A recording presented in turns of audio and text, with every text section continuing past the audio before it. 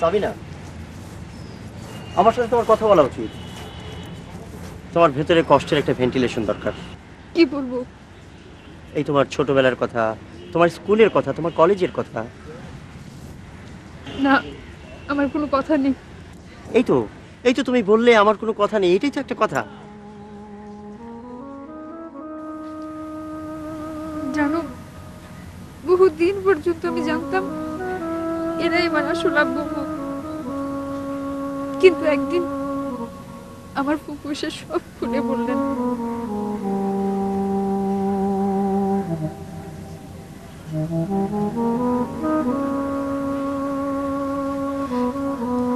আব্বুর তখন অসুখ, উনি হাসপাতালে।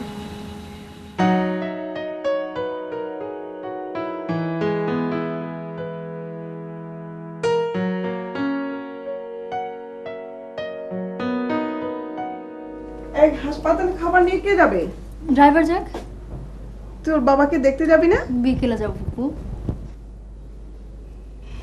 তোর মায়ের উপরে অনেক ধকল যাচ্ছে বেচারি। তোর বাবার শরীরটা ভালো না, আমার মনে হয় এ দেশের চিকিৎসা ভালো হবে না। তাকে সিঙ্গাপুর বা ইন্ডিয়া নিতে হবে। আচ্ছা, তোর বাবা কি তার সম্পত্তি তোর নামে লিখে দিয়েছে? আমার নামে কেন লিখে দিবে? ও, তোর তো 18 বছর বয়স হয়নি, তোর মায়ের নামেই লিখে দিতে বল। তুমি এসব কি বলছো?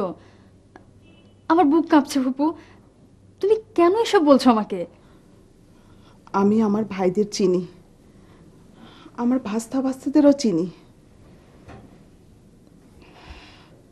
তোর বাবার যদি কিছু হয়ে যায়, তোকে তারা সম্পত্তির কণা করেও দেবে না। যাও, কি বলো তুমি এসব? শোন, তুই যদি নিজের মেয়ে হতি তাহলেও তোর বাবার পুরো সম্পত্তি পেতি না, তোর কাজিনরা শেয়ার পেত। তার উপরে তুই নিজের মেয়ে না। তুমি যেসব কি আবল তাবল বলো না ফুপু। তোর বাবা মা বলেনি তারা তোকে এতিমখানা থেকে নিয়ে এসেছে? কি বলছো এসব তুমি? তুই কি কিছুই জানিস না? এসব তুমি কি আবল তাবল বলছো ফুপু? দেখ মা, তোর বাবা মা তোকে নিজের মেয়ের মতোই ভালোবাসে। আমিও আমার নিজের ছেলে মেয়ের মতোই তোকে ভালোবাসি। তুই আবেগে চলছিস, জীবনটা আবেগের না। তোর বাবাকে আল্লাহ বাঁচিয়ে রাখুক। তোর বাবার যদি এই মুহূর্তে কিছু হয়ে যায়, তুই সম্পত্তির কানাকড়িও পাবি না। এসব আগের থেকে সেটেল করতে হয় মা। আবেগ আর বাস্তব জীবন এক না।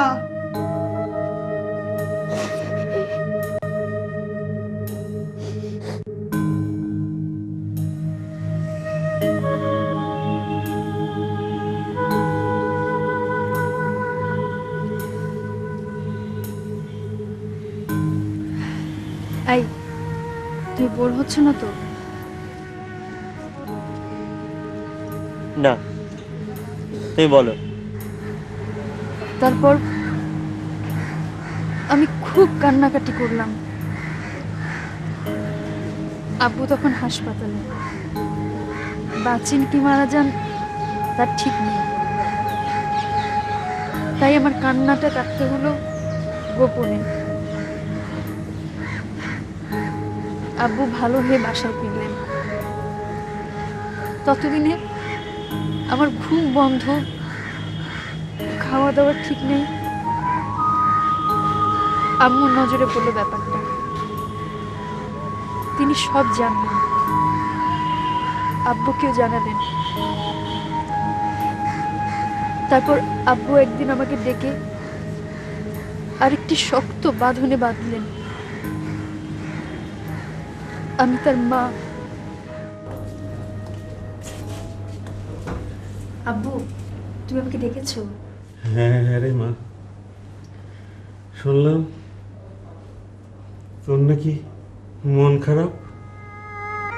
কিসের জন্য মন খারাপ বল, আমাকে বল। মারে আমি আমি বাঁচবো না মরবো জানি না। মরার আগে একটি কথা আমার জেনে যেতে হবে, তুই আমার মেয়ে নাই হলি, কিন্তু আমার মা তো তুই। বল বল মা, তুই আমার মা। বাবা তুমি চুপ করো বাবা, এসব কি বলছো? বল আমি তোর ছেলে। মা বল মা, তুই আমার কে বল। আমি তোমার মা, আমি তোমার মা। আমি তুই আমার ছেলে, আমি তুই আমার ছেলে।